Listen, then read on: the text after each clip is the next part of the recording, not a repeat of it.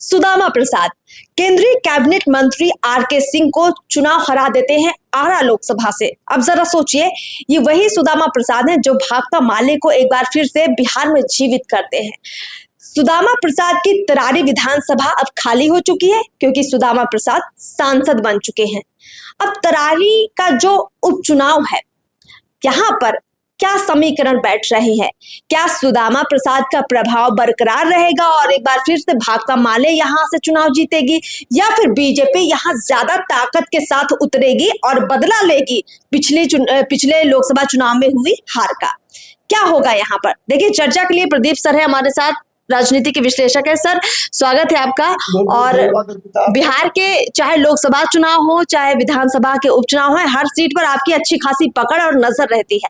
क्या लगता है तरारी का चुनाव कितना दिलचस्प हो सकता है? देखिए, एक अलग समीकरण दिखा है वहां पर, ना वहां पे राजद है ना वहां कांग्रेस है, वहां भाकपा है, कम्युनिस्टों का गढ़ है। क्या लगता है?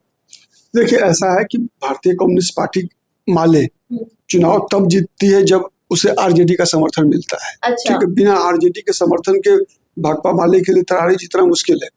ठीक है, हाँ, लेकिन जब दो ताकतें मिलती है तो फिर परिणाम बेहतर होता है।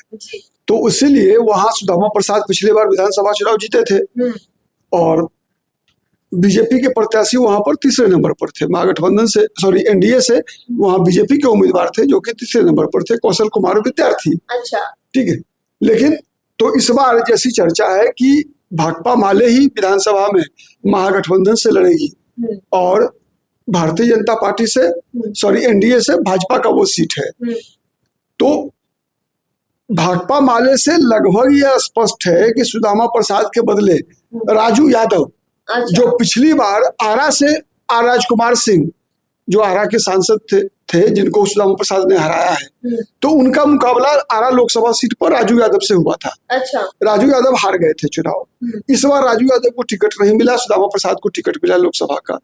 तो सीपीआई माले जो है राजू यादव को विधानसभा चुनाव लड़ाने के बारे में काफी गंभीरता से विचार कर रही है। भाकपा माले से राजू यादव के प्रत्याशी होने की भरपूर संभावना है। बीजेपी की तरफ से, और बीजेपी की तरफ से देखिए दो चर्चा है। एक तो पिछली बार जो कौशल कुमार विद्यार्थी चुनाव लड़े, पहली बार लड़ रहे थे, ठीक है, तो काफी युवा हैं, तो पहली बार चुनाव लड़े तो बहुत ही कम वोट आया था उनको, तीसरे नंबर पे चले गए थे।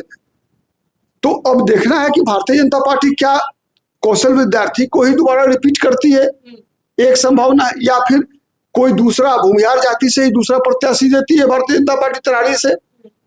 तीसरा संभावना यह है कि वो सीट लोजपा को दे दिया जाए और लोक जनशक्ति पार्टी से हुलास पांडे वहां से उम्मीदवार हो। अगला एक और ऑप्शन है कि वो सीट जदयू लड़े और जदयू से नरेंद्र कुमार पांडे और सुनील पांडे, ठीक है, जो कि पहले विधायक भी रहे हैं वहां तरारी से, तो वो भी चुनाव लड़ सकते हैं।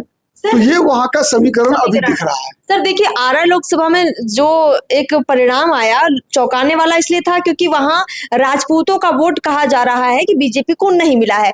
तो अभी बीजेपी भी इस बात को समझ रही है कि शायद राजपूत बीजेपी से नाराज है।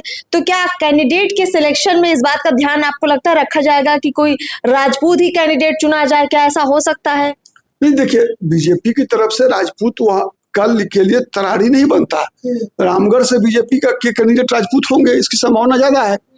ठीक है, उसके अलावा इमामगंज तो सुरक्षित सीट है, बेलागंज वहां से जदयू को लड़ना है, तो बीजेपी के लिए तो बीजेपी तो रामगढ़ से एक राजपूत को लड़ाएगी ही लड़ाएगी, तरारी में किसी भूमिहार को ही लड़ाएगी, ऐसा मेरा मानना है। ऐसा आपको लग रहा है? चलिए सर, बहुत बहुत शुक्रिया बातचीत करने के लिए।